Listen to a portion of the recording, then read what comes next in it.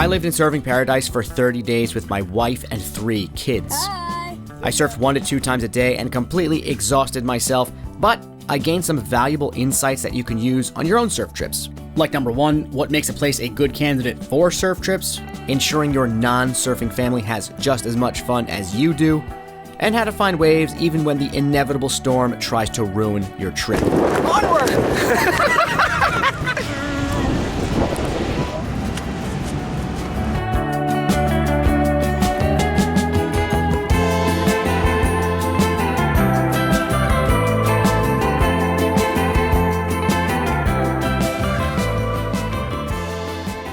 The whole 30-day surf trip idea started back a year and a half ago when my wife and I left the kids with the grandparents and took a 3-day trip to California. We went to visit some friends, drive the Pacific Coast Highway, and shoot a quick YouTube video. I'm paddling out all by myself with which looks like a bunch of locals, so we'll see how this goes. We'll see if I'm accepted. Long story short, we fell in love with the Central California coast. So much so that we decided we want to take our kids here and make the trip 10 times longer. A year and a half later, we were on a plane heading into what we hoped would be a month-long family trip / surfing paradise, and we'd soon find out. Once we landed, all I could think about was the board. Did the TSA and airline handle it with that tender, loving care they're known for? I was quite anxious to see, but we still had an hour car ride to get to our destination. Take a minute and just look at this pile of luggage. A month-long trip for a family of 5 requires quite a bit. Once we arrived at our destination, we took a quick walk along the cliffs before we headed back to the rental house to unpack. So, did the board survive? Almost. 1 ding on the rail despite protecting this board like crazy. I even had foam pipe insulation on the rails, but you can actually see the dent on the insulation where it got hit. And this thing must have got hit extremely hard to get through all the packing. Anyway, I threw some tape on the ding and blocked it out of my mind.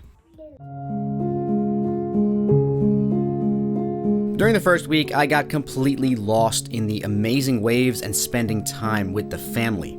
I went into this trip with a tight schedule of working on specific areas of surfing, shooting multiple YouTube videos at the same time, and in the first week, I did none of that. I was just in awe of how much time I had on each wave, and it got me lazy. Some would say that's what surfing's all about, but I might disagree, and here's why. After my lazy spell, I went in search of a filmer. One morning, I ended up surfing with a woman named Coco, who highly recommended Nick, who's a filmer and photographer in the area. I reached out to him, and he ended up filming me a bunch of sessions and was also a great surfing buddy.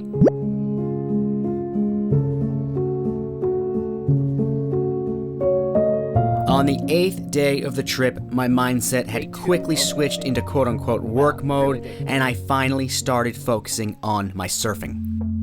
This was the first day Nick filmed me, and I decided to try and work out my drop knee turns, which stink at this point. This little left, although not the longest wave, is so mechanical that I knew where and when I would get my chance to drop knee turn on every wave.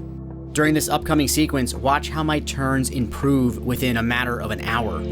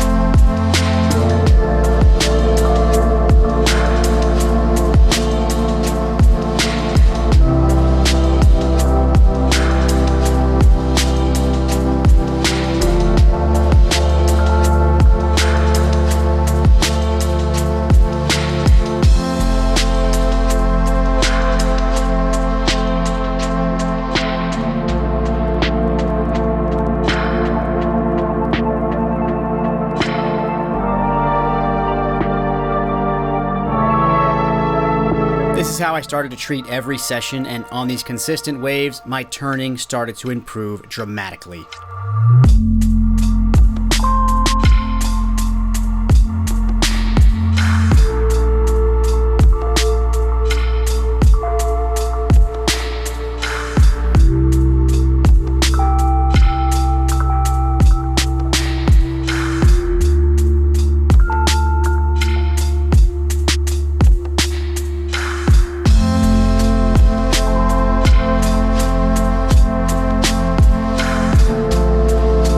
Besides, my plan of more structured surf sessions really made me wish I started doing that from day one instead of waiting a whole week.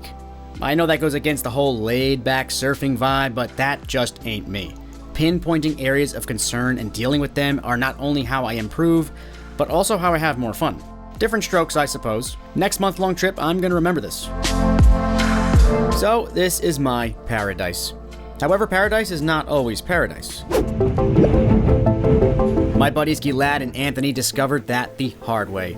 Oh boy. Luckily, they were saved by a woman named Dasha. They kind of on the left side. Forget that. Yes. It's also not paradise if your family is stuck at home bored while you're out surfing every day. So what's the answer? Tide pooling.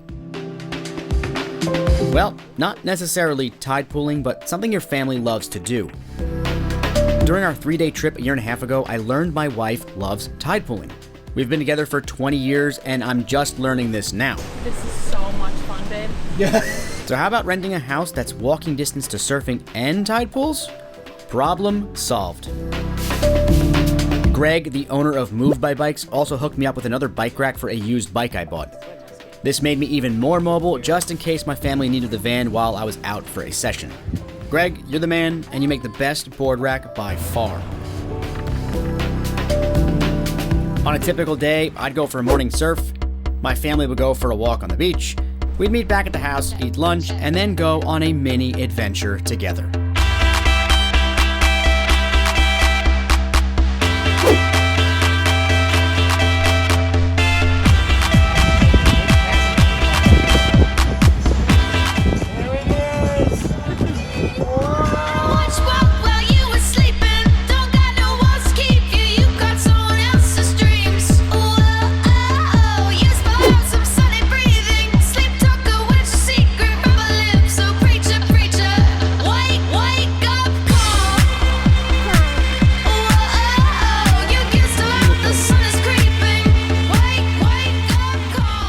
We were able to take our kids to so many cool places, including some of our favorite cliffs that we visited the last time we were here.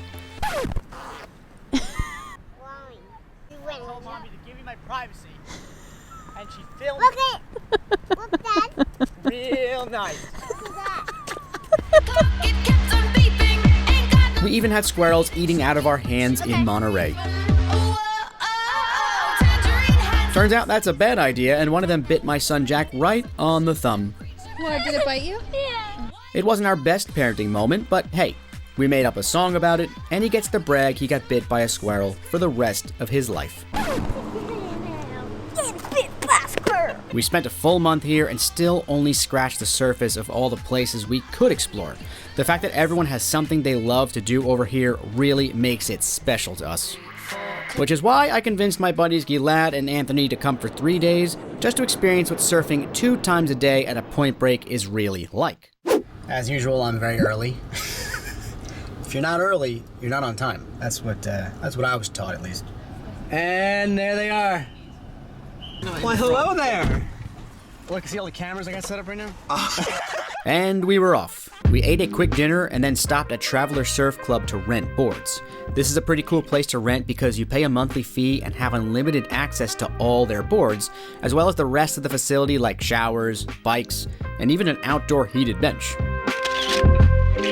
We checked the waves, met Audrey who gave us a heads up on the conditions, and headed straight out. For like size, and the tide's getting pretty low now. I'd probably go down there. Didn't get any footage of it, but we had an awesome time, and Gilad and Anthony really got to experience how different this is from the East Coast. So far from the shore. Cut to day 2. We knew day 2 was going to be stormy, which brings me to why this is such a great place for surfing. The wind was onshore in town, but the California coast has so many different angles that it could be onshore wind in one spot, but offshore in another. We looked at the coastline on a map and found a place where we thought it might be offshore about an hour north. We decided to take a chance and go for it. I gave the camera to Anthony and said, hey, get as much film as you can from the day. And when looking at the footage, I found plenty of nuggets like this. So far he's tried 3 times, 4 times. Wow, this is the look of a man with defeat on his face. And Anthony's many voices. Yeah, we got a nice piece of maple oak right here. Oi, look at that! Blue skies! Why does the accent come out? When we made it to our destination, it turned out to be a total bust. Waters are brown. So fun if we get waves way worse than New Jersey right now. But my usual filmer Nick couldn't make it, so I found a different filmer named Dasha who showed up in the nick of time. Like Nick, she films, but she's also a surfer, so she has a great knowledge of the area. She mentioned this spot needed a lower tide, And this is a good spot, but this is low tide only spot. but she could take us to a place that she thinks might be working. We followed her a further 30 minutes north, and the ocean looked completely different. Wow. Yes, it was a beach break like we're used to at home, but the waves looked amazing, and we were quite happy to find anything at this point. We quickly got suited up and ran out there because we knew the weather wouldn't hold for much longer. You ready, Anthony? Yes, sir. You have big expectations? I got my first nose You've ride. been on the nose before, though. Not like that. I was like, woo! And we were off. The current was strong, the wind was strong, it was raining half the time, but when you did catch a wave, it was quite awesome.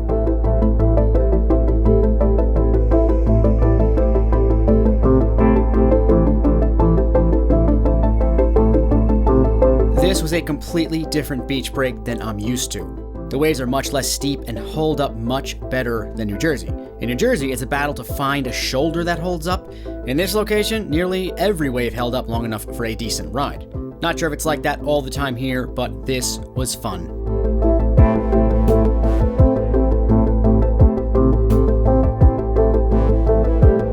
We finished up in the rain, completely exhausted from all the paddling. Mamma mia! I couldn't even align north enough. How you doing? That's making it. Now we are avoiding having to load our boards. We were quite happy to get at least one good session in today, and we had high hopes for the third day. It was forecasted to be very good, but it stunk. The aftermath of the storm was still around, and we had to kill some time before even attempting. Yeah?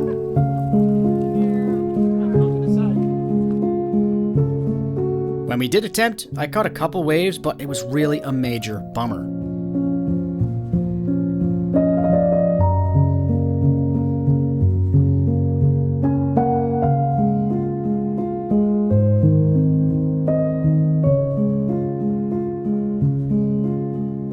Luckily, Nick recommended another place that might be working, and once again, the day was saved by the filmer.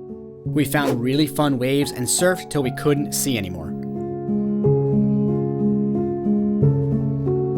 I also got one more session in with the boys on day 4, right before I took them to the airport, and funny enough, that was likely our favorite session, but once again, no film. So even though this wasn't the relaxing 2-session-a-day trip I had planned while my buddies were here, we still had a great time, and that's all thanks to the diverse coast of California. Now I know if I'm planning a shorter surf trip to make sure I pick a place that has backup plans. Woo! You're alive, huh? Take me back to California, where the waves are good, my friend. We were on our last week, and man, did we try to soak it up as much as we could. Dasha filmed me a few more beautiful mornings, got some last-minute bike rides in with the kids, and a few more family walks to the beach. Now that the trip is over and we're back home, we still remember that first day we arrived and walked the cliffs, and we can't wait till we return. Take me back to those rolling hills. If you have the opportunity to do something like this with your family, I highly recommend it, even if it means sacrificing a little bit, because these memories are so much more important than things. A huge thanks to everyone who helped make this trip and video happen. And trust me, we will return. And don't forget to check out this video, which is the first trip my wife and I took, and the reason we came back. Take me back.